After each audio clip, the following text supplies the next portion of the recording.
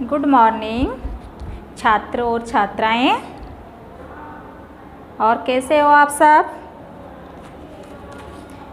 तो आपकी ये वाली पुस्तक हिंदी की कक्षा 9th की, जिसका पहला पाठ अपने पढ़ रहे थे, जो कल तक अपने ने पढ़ लिया है, उसके आगे देखिए और निकाल लीजिए आप ये वाली पुस्तक। इसका पहला पाठ है, इसका क्या नाम है? गिल्लू। और लेखिका का महादेवी वर्मा। जो इस पाठ की लेखिका है, इसका क्या नाम है? महादेवी वर्मा। तो आपने ने गिल्लू के बारे में पढ़ा है, जो क्या है? एक गिलहरी का बच्चा होता है। थोड़ी सी इसकी चर्चा कर लेते हैं, जो इससे पहले अपने ने पढ़ा है। तो ये बच्चा होता है गिलहरी का। तो इसको क्या होते हैं कि दो कौवे जो खेल रहे थे ना, छुआ-छू खेल, तो उससे परेशान कर देते हैं चोंचों से। इसको नोच नोच के बिल्कुल घायल हो जाता है ये बच्चा। फिर किसकी नज़र पड़ती है? लेखिका की। लेखिका कौन है? हमारी महादेवी वर्मा। तो उनकी नज़र पड़ती है कि ये गमले में चिपका हुआ पड़ा रहता है। तो वहाँ जाते हैं, फिर इनको धीरे से उठा लाते हैं, खां पे लेके आते हैं, अपने कमरे में ले आते हैं। लाने से पहले लोग वहाँ पे जो इकट्ठे हुए थे, वो क्या बोल रहे थे कि इसका अब कुछ नहीं हो सकता, आप इसको यहाँ ही रहने दीजिए। फिर भी वो नहीं मानते हैं, उनके अंतर्मन आत्मा नहीं मानती है। वह उनको लेकर अपने कमरे में चले जाते हैं और फिर उनकी मरम्मत करते हैं। जैसे भी आपने पढ़ा है, रुई से किया, फिर दूध पिलाया, दूसरे दिन थोड़ी हलचल हुई है, ये सब कुछ हुआ है। ठीक है।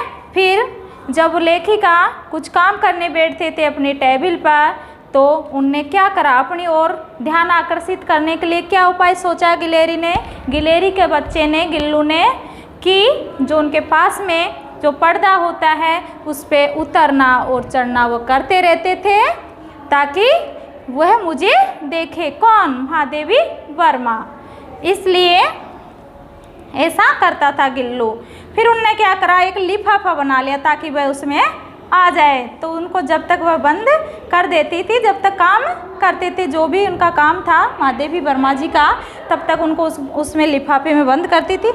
फिर भी वह उनकी क्रियाकलाप को देखता रहता था। कौन? गिल्लू। अब हम पढ़ते हैं आगे। निकाल लीजिए आपका ये है पेज, यहाँ पे 3 है, पेज नंबर 3, जो आपकी लाइन है भूख लगने पर। यहाँ से हम स्टार्ट कर रहे हैं। ठीक है, निकाल लीजिए।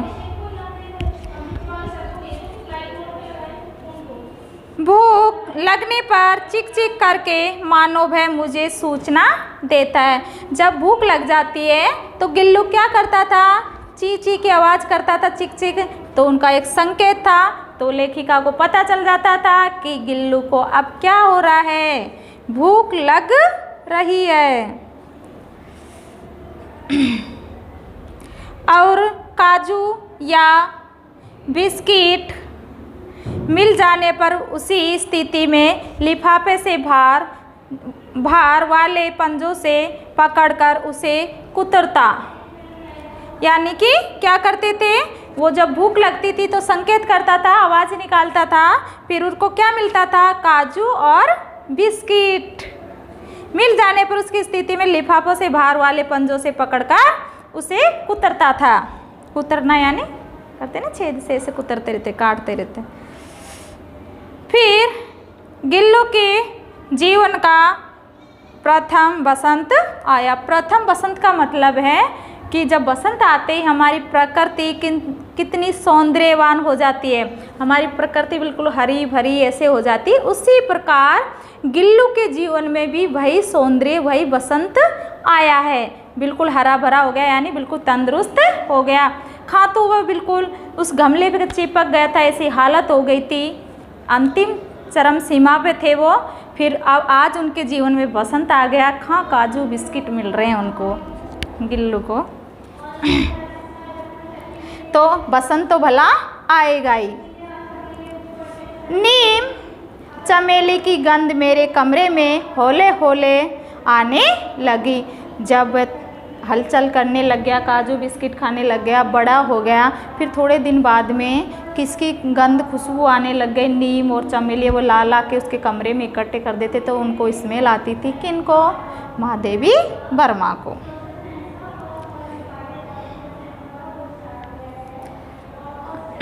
बाहर की गिलहरियाँ खिड़की की जाली के पास आकर चीख चीख करके न जाने क्या कहने लगी।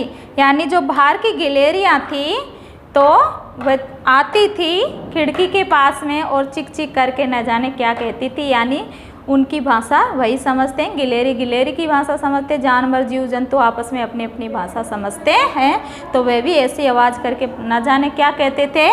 इनके समझ में नहीं आता था कि क्या बातें कर रहे हैं।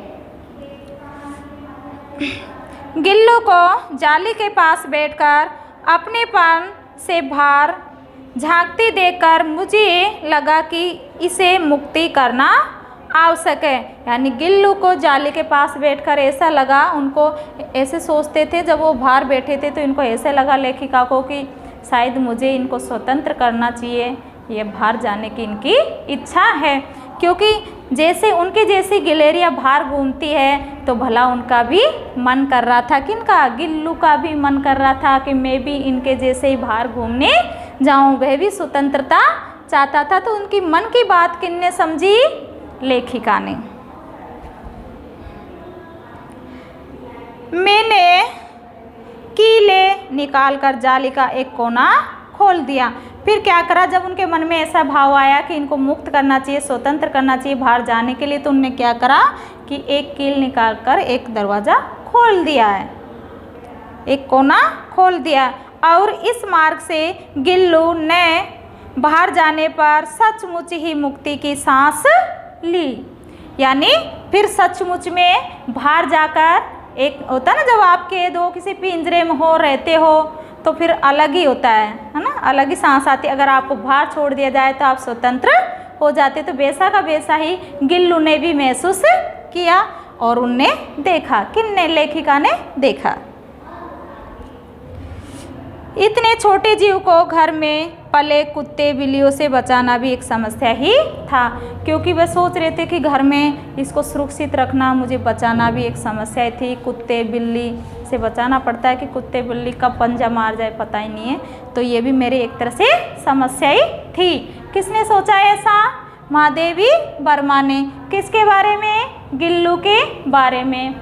किन किन से बचाने के लिए? बिल्ली कुत्ते, इनसे बचाने के लिए सोचा। आगे देखिए, लाइन का ध्यान रखिए। आवश्यक कागज पत्रों के कारण मेरे बाहर जाने पर कमरा बंदी रहता है। कह रहे कि आवश्यक जो कागज पत्र थे उनके पत्रों के कारण मेरे बाहर जाने पर एक कमरा ही बंद रहता था। यानी कि जो उनके काम के कागज पत्र थे तो वो बाहर जाते थे तो उन कमरों को बंद करके जाना पड़ता था, जिसके उनके आवश्यकता के जो सामान रखे रहते थे लेखिका के तो उनको बंद करके जाना पड़ता था, नहीं तो गिलहरी कुतर दे नहीं कि उनको काट दे। मेरे कॉलेज से लौटने पर जैसे ही कमरा खोला गया और मैंने भीतर पैर रखा, वैसे ही गिल्लू अपनी जाली के द्वार से भीतर आकर मेरे पैर से सिर और सिर से पैर तक दौड़ लगाने लगा। जैसे वह जाते थे कॉलेज, तो कॉलेज जाते थे तो उनके कागज़ जो भी पत्र थे उस कमरे को बंद करके जाते थे। फिर जब कॉलेज से लौट कर आते थे तो गिल्लू क्या करता था? जैसे वो अंदर आते ही महादेवी जी अंदर आते पैर रखते क्या करता था? गिल्लू क्या हरकत करता था? पैर से सिर, सिर से पैर तक वह उतरता चढ़ता रहता था, दौड़ने लगा। तब से ये नित्य का कर्म हो गया। नित्य यानी रोजाना, ये काम वह रोजाना करने लग गया। कब? जब वो कॉलेज से आते थे तो वह दौड़ता था नीचे से ऊपर, ऊपर से नीचे। आगे देखिए, आपका पेज निकालिए। देखो ये गिल्लू दिखा रखा ना, गिलहरी का बच्चा, और ये कौन बैठे हैं? महादेवी वर्मा जी। और ये बैठे हैं टेबल पे, टेबल पे इसको बिठा रखा है और खुद बैठे हैं, सामने खाने के रख रखे हैं, दिख रहा है ना सभी को। अब आगे देखिए आप, मेरे कमरे से बाहर जाने पर गिल्लू भी खिड़की की खुली जाली की राह बाहर चला जाता। क्या कह रहे हैं कि मेरे कमरे से बाहर जाने पर गिल्लू भी, जो खिड़की खुली थी ना, कोना खोल दिया था, तो जाली की राह बाहर चला जाता और दिन भर गिलहरियों के झुंड का नेता बना रहे, हर डाल पर उछलता कूदता रहता है। यानी जब वो चले जाते थे महादेवी जी, तो उनके कमरे से वह भी बाहर चले जाता था और जो उनका झुंड होता है गिलहरियों का, उनमें वह झुंडों का नेता बनकर रहता था और डालियों पर उछलता कूदता रहता था, ऐसी हरकत करते रहते थे। और ठीक 4 बजे वह खिड़की से भीतर आकर अपने झूले में झूलने लगता। आने का कितना समय था उनका, कितने बजे आते थे, 4 बजे। आकर क्या करते थे, झूला झूलता। मुझे चौंकाने की इच्छा उसमें न जाने कब और कैसे उत्पन्न हो गई थी। यानी कि वह कह रहे कि मुझे चौंकाने, होता ना चौंकाना, एकदम चमक जाना, तो चौंकाने की इच्छा उसमें न जाने कब और कैसे उत्पन्न हो गई थी। कभी फूलदान के फूलों में छिप जाता और कभी पर्दे की चुन्नट में और कभी सोनजुई की पत्तियों में। यानी इनमें छुप जाता था, कभी कभी तो वह फूलदान के पत्तों में छिप जाना, चुन्नट, पर्दे की चुन्नटें होती है ना, उसमें छुप जाना, सोनजुई की पत्तियों में छुप जाना, इनमें छुप जाता था। यानी जब आएंगे तो उनको चौंकाऊंगा। एक तरह से अपने डर जाते ना, एकदम ऐसे करते, किसी आते ही आवाज़ निकालते हैं, तो ऐसे करता था। कौन, गिल्लू। मेरे पास बहुत से पशु पक्षी हैं, उनका मुझसे लगाव भी कम नहीं है। कह रहे हैं लेखिका कि मेरे पास बहुत सारे पशु पक्षी हैं और उनका मुझसे लगाव भी कम नहीं है। यानी उनसे लगाव भी है, बहुत सारे पशु पक्षी, परंतु उनमें से किसी को मेरे साथ मेरी थाली में खाने की हिम्मत हुई है, ऐसे मुझे स्मरण नहीं आता है। यानी है तो बहुत सारे पशु पक्षी हैं, लगाव भी सबसे ही है, लेकिन उनको ये तक याद नहीं है कि मेरी थाली में वे कभी खाना खाए हैं। उनकी हिम्मत नहीं हुई है जितनी कि अब गिल्लू की हो रही है। गिल्लू इनमें अपवाद था। गिल्लू इनमें अपवाद था। अपवाद यानी कोई नियमों का, सामान्य नियमों को बाधित करने वाला, यानी कोई नियम नहीं मानना, अपवाद। तो गिल्लू इनमें अपवाद था। अपवाद ऐसे था ना कि उसके जब महादेवी वर्मा आते ही पर्दे से ऊपर नीचे चढ़ना, और जब काम करते थे तो पर्दे पे ऊपर नीचे चढ़ता था। जब कॉलेज से आते थे तब भी वह सिर से ऊपर, ऊपर से नीचे तक चलता था। तो ऐसे अपवाद था उन पशु पक्षियों के में से। मैंने जैसे ही खाने के कमरे में पहुंचती वह खिड़की से निकलकर आंगन की दीवार, बरामदा पार करके मेज पर पहुंच जाता था।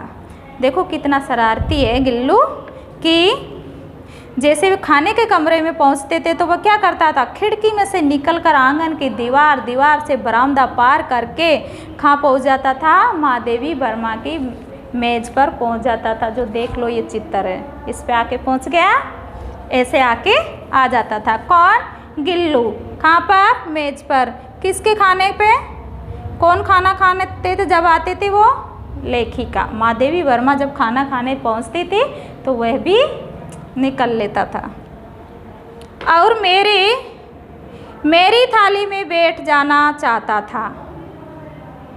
बड़ी कठिनाई से मैंने उसे थाली के पास बैठाना सिखाया, जहाँ बैठकर वह मेरी थाली में से एक एक चावल उठाकर बड़ी सफाई से खाता रहता था। क्या खाते थे, उनकी थाली में से एक एक चावल उठाकर खाता रहता था। काजू उसका प्रिय खाद्य था। काजू उसका प्रिय खाद्य यानी प्रिय भोजन था। और कई दिन काजू न मिलने पर वह अन्य खाने की चीज़ें या तो लेना बंद कर देता था या झूले से नीचे फेंक देता था। यानी कि उनका भोजन ही क्या था, काजू उनका भोजन था, बाकी चीज़ें को तो वह फेंक देता था।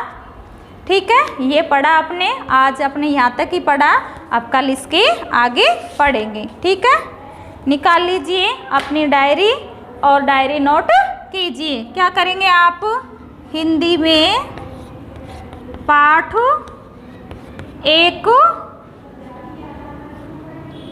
पढ़िए। आपको ये पाठ पढ़ना है, ठीक है। आज के लिए इतना ही, फिर कल मिलते हैं इसी वक्त। धन्यवाद।